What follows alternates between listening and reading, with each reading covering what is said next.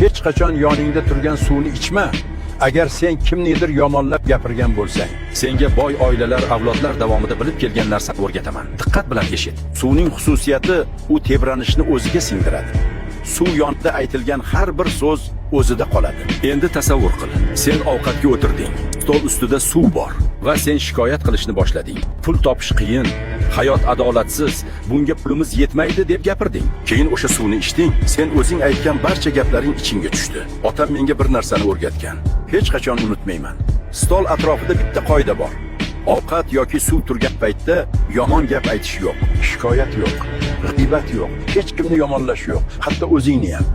Shuning uchun keyingi safar ovqatlanishga o'tirsang, stol ustida suv bo'lsa, gaplaringga e'tibor ber. Chunki sen tanangga qanday energiya kirishini hal qilyapsan. Shu sabab boy oilalar stolini bank hisobidan ham ko'proq himoya qiladi. Chunki ular bir narsani tushungan. Masala faqat nima yeyishingda emas. Masala sen yeyotgan narsaning ustida nima gapirilganda. Tanangga kirayotgan hamma narsaga hushyor